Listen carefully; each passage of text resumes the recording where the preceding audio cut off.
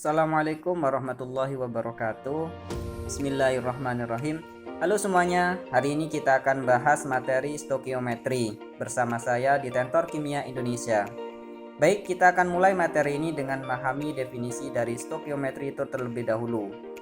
Stokiometri adalah cara perhitungan kimia yang digunakan untuk mengetahui jumlah, kuantitas dari setiap komponen kimia yang terlibat dalam suatu reaksi kimia.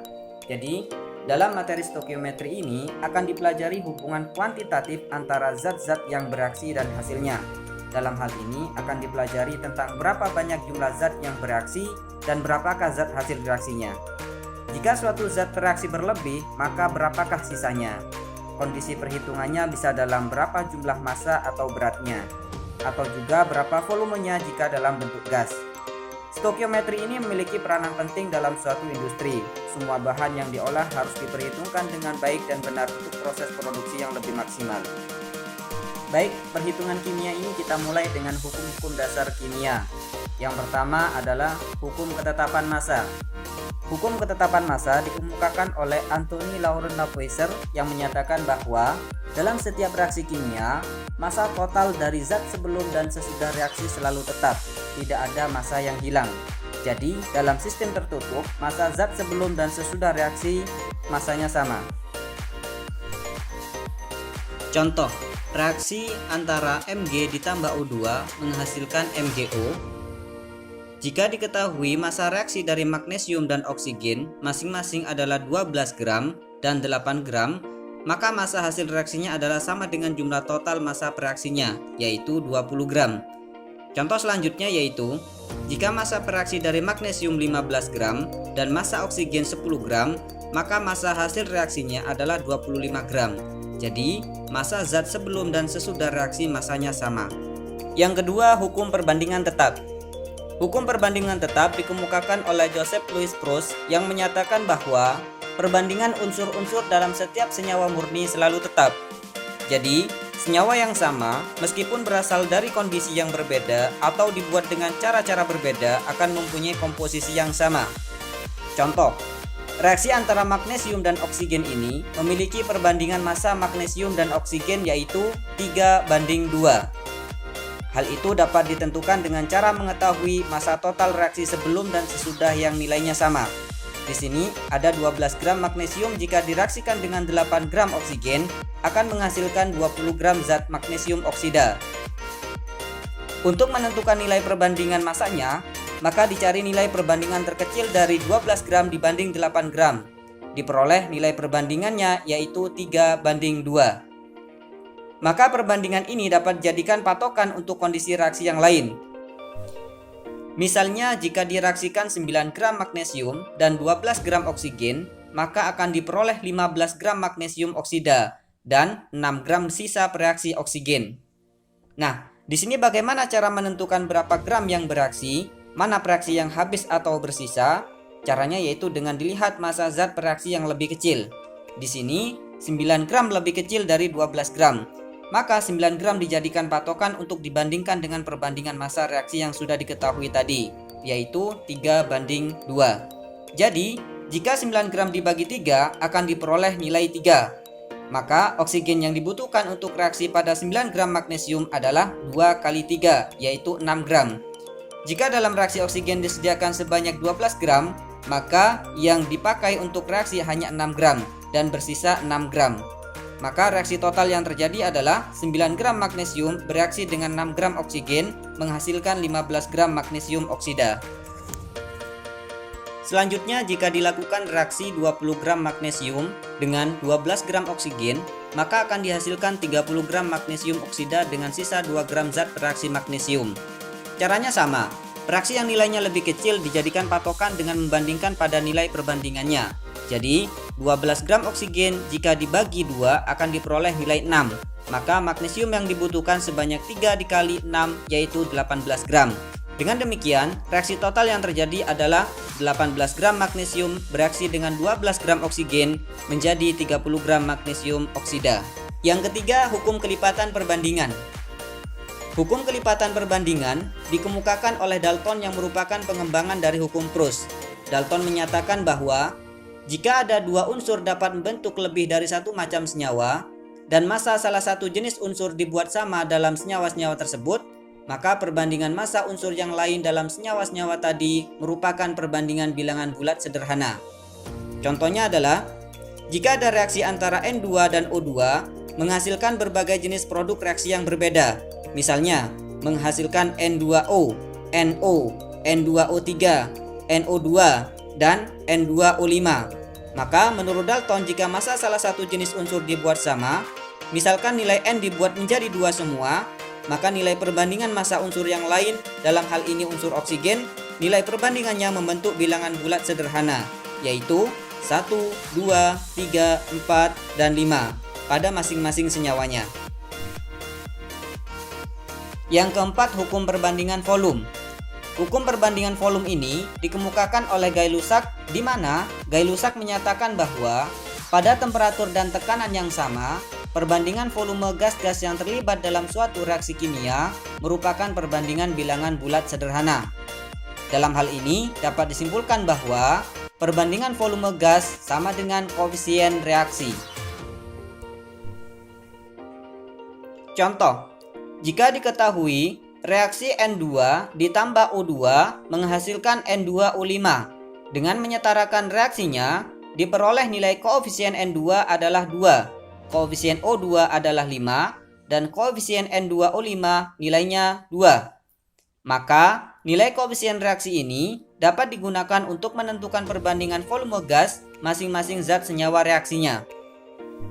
Dimisalkan jika terdapat 2 liter N2 dalam reaksi, maka dibutuhkan 5 liter O2 untuk menghasilkan 2 liter gas N2O5. Jika terdapat N2 sebanyak 1 liter, maka dibutuhkan O2 sebanyak 2,5 liter untuk menghasilkan 1 liter N2O5. Atau dalam hal ini, perbandingan volume gas nilainya setengah dari nilai koefisien reaksi. Yang ketiga, jika terdapat N2 sebanyak 4 liter, maka dibutuhkan O2 sebanyak 10 liter untuk menghasilkan 4 liter N2O5. Atau dalam hal ini, perbandingan volume gas nilainya 2 kali dari nilai koefisien reaksi. Yang kelima, hukum kesamaan gas. Hukum kesamaan gas dikemukakan oleh Avogadro, di mana pada temperatur dan tekanan yang sama, gas-gas dengan volume yang sama akan mengandung jumlah molekul atau mol yang sama pula. Bentuk persamaannya dapat dituliskan sebagai berikut. N1 per V1 sama dengan N2 per V2, di mana N adalah jumlah mol senyawa dan V adalah volume masing-masing senyawa.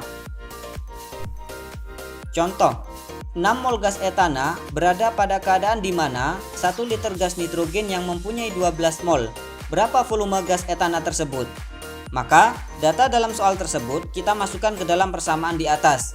Dimisalkan kondisi 1 adalah gas etana dan kondisi 2 adalah gas nitrogen. Mol gas etana sebesar 6 dibagi V1 sama dengan mol nitrogen sebesar 12 dibagi volume nitrogen sama dengan 1, maka diperoleh V1 sama dengan 0,5 yang merupakan volume dari gas etana. Baik, pembahasan selanjutnya tentang rumus kimia. Rumus kimia merupakan susunan zat dengan menggunakan lambang dari unsur-unsur penyusunnya. Rumus kimia dapat dinyatakan sebagai berikut. Pertama, rumus empiris atau disingkat RE menyatakan perbandingan sederhana kadar atau berat dari unsur-unsur penyusun senyawanya.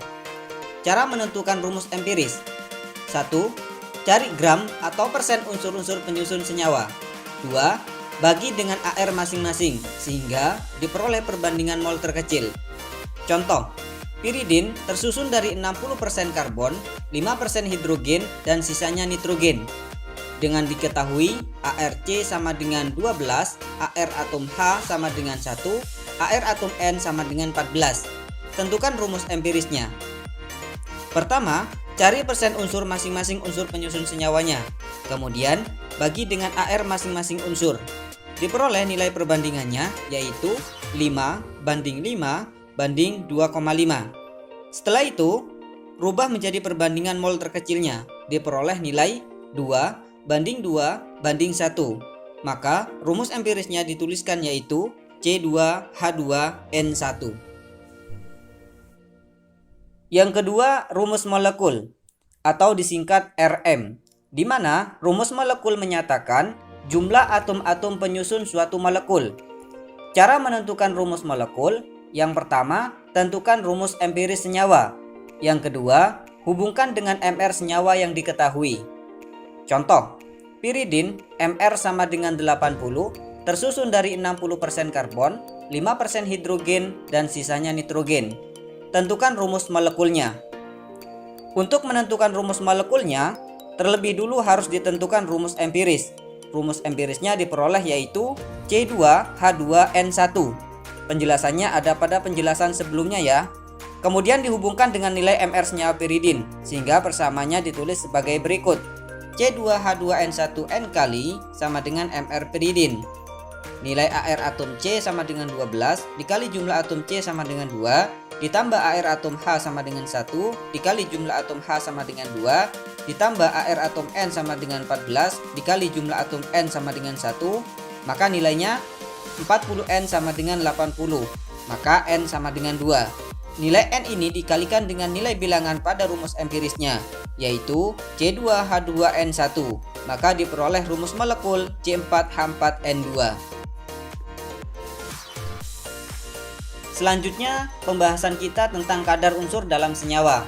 Dimisalkan, dalam senyawa AXBY, persen unsur A dapat dihitung dengan persamaan X dikalikan AR atom A dibagi MR senyawa dikalikan 100%, di mana X atau Y adalah jumlah unsur senyawanya. Contoh, tentukan kadar unsur nitrogen dalam pupuk urea murni, CONH2 2 kali. MR urea sama dengan 60, AR atom C sama dengan 12, atom O sama dengan 16, atom N sama dengan 14, atom H sama dengan 1. Dengan menggunakan persamaan di atas, maka persen unsur N dapat dihitung yaitu jumlah atom N sama dengan 2 dikali AR atom N sama dengan 14 dibagi MR senyawa sama dengan 60 dikalikan 100%. Maka persen unsur N sama dengan 46,67%. Konsep mol. Mol adalah besaran kimia yang didefinisikan sebagai jumlah dari zat yang mengandung atom atau molekul yang sama dengan jumlah atom pada 12 gram atom C12, yaitu sebanyak 6 kali 10 pangkat 23 partikel. Mol ini dilambangkan dengan huruf N kecil. Berikut berbagai persamaan mol dihubungkan dengan massa, molaritas, volume, dan partikel. Mol dikali AR atau MR suatu senyawa akan diperoleh massa suatu zat dengan satuan gram. Sedangkan mol dibagi dengan volume merupakan nilai dari molaritas. Dan mol dikali dengan tetapan Avogadro merupakan jumlah partikel atau atom dari suatu molekul. Sedangkan jika mol dihubungkan dengan volume didapat berbagai persamaan. Pada kondisi volume gas STP, maka didapat persamaan volumenya sama dengan N kali 22,4. Pada kondisi suhu ruang, persamaan volumenya adalah V sama dengan N kali 24. Persamaan volume pada kondisi gas lain yaitu N1 per N2 sama dengan V1 per V2. Sedangkan persamaan volume pada T atau suhu dan P tekanan tertentu didapat persamaan P kali V sama dengan nRT, di mana R adalah tetapan gas umum nilainya 0,082 dan T suhu dalam satuan Kelvin. Tips dan trik. Jika diagram tentang konsep mol tersebut disederhanakan menjadi suatu persamaan sederhana, akan diperoleh persamaannya sebagai berikut. Mol sama dengan massa zat dibagi MR senyawa sama dengan jumlah partikel dibagi tetapan Avogadro nilainya 6,02 kali 10 pangkat 23 sama dengan P kali V dibagi R kali T sama dengan V kondisi STP dibagi 22,4 sama dengan V kondisi RTP dibagi 24,4 sama dengan M molaritas dikalikan volume, di mana P merupakan pressure atau tekanan dengan satuan atmosfer, V sama dengan volume dengan satuan mililiter atau liter, R merupakan tetapan gas umum dengan nilai 0,082, M merupakan molaritas dari suatu larutan, sedangkan Mr merupakan massa atom relatif, STP adalah standar temperatur pressure dengan kondisi 0 derajat Celcius 1 atmosfer, RTP adalah room temperature pressure dengan kondisi 25 derajat Celcius 1 atmosfer. Soal dan pembahasan. Jika diketahui 50 gram batu kapur dicampur dengan 4,48 liter asam klorida dalam kondisi STP, sesuai persamaan reaksi berikut. CaCO3 ditambah HCl menghasilkan CaCl2 ditambah H2O ditambah CO2. Tentukan yang pertama, volume gas CO2 yang dihasilkan pada tekanan 1 atmosfer dan suhu 25 derajat Celcius. Yang kedua, tentukan jumlah partikel molekul H2O. Yang ketiga, tentukan konsentrasi CaCl2 jika diperoleh volumenya sebanyak 1 liter. Dengan diketahui data ARCA sama dengan 40, ARC sama dengan 12, ARO sama dengan 16, ARH sama dengan 1, dan ARCL sama dengan 35,5. Langkah-langkah penyelesaiannya adalah: yang pertama, tuliskan reaksi setara dari senyawanya. Yang kedua, rubah data soal ke dalam bentuk mol, di mana diketahui 50 gram batu kapur CaCO3 jika dikonversi ke dalam bentuk mol, maka dibagi dengan Mr senyawanya, yaitu 100. Maka diperoleh mol CaCO3 sebesar 0,2. Setelah itu, volume gas HCl sebanyak 4,48 liter jika dikonversi ke dalam bentuk mol pada kondisi STP, nilainya dibagi 22,4, diperoleh mol HCl sebesar 0,2. Yang ketiga, tentukan praksi pembatas. Praksi pembatas adalah perbandingan terkecil dari nilai mol dengan koefisien reaksinya. Maka 0,2 dibagi koefisien CaCO3 sama dengan 1 diperoleh nilai 0,2. Sedangkan mol HCl 0,2 dibagi koefisien HCl sama dengan 2 diperoleh nilai 0,1. Maka HCl merupakan praksi pembatas. Yang keempat, tentukan nilai mol senyawa yang lain berdasarkan perbandingan koefisien reaksinya dengan nilai mol praksi pembatas. Di sini, koefisien CaCl2 sama dengan 1 dibagi koefisien praksi pembatas HCl sama dengan 2 dikali mol praksi pembatas sama dengan 0,2, maka diperoleh mol CaCl2 sama dengan 0,1. Selanjutnya, koefisien H2O sama dengan 1 dibagi koefisien praksi pembatas HCl sama dengan 2 dikali mol praksi pembatas 0,2 diperoleh 0,1. Yang terakhir, koefisien CO2 sama dengan 1 dibagi koefisien praksi pembatas HCl sama dengan 2 dikali mol praksi pembatas 0,2, maka diperoleh nilai mol CO2 sama dengan 1. Setelah kita mengetahui nilai mol dari senyawa yang ditanyakan, maka nilai mol tersebut kita masukkan ke dalam persamaan rumus pada kondisi yang ditanyakan. Yang pertama, volume CO2 pada kondisi suhu dan tekanan tertentu. Rumusnya adalah V sama dengan N mol dikali R dikali T dibagi P sama dengan 0,1 dikali tetapan gas umum R 0,082 dikali suhu pada kondisi suhu Kelvin 298 dibagi tekanan 1 atmosfer, maka nilainya adalah 2,44 liter. Yang kedua, jumlah partikel H2O, maka rumusnya adalah mol dikali tetapan Avogadro 6,02 kali 10 pangkat 23 sama dengan 0,1 dikali 6,02 kali 10 pangkat 23, maka nilainya 6,02 dikali 10 pangkat 22 molekul. Yang ketiga, molaritas dari CaCl2 sama dengan mol dibagi volume sama dengan 0,1 dibagi volumenya 1 sama dengan 0,1 molar. Baik, terima kasih sudah menonton. Cek juga video lainnya Jangan lupa dukung terus channel ini dengan subscribe, comment, like, and share ke teman-teman kalian ya. Thank you.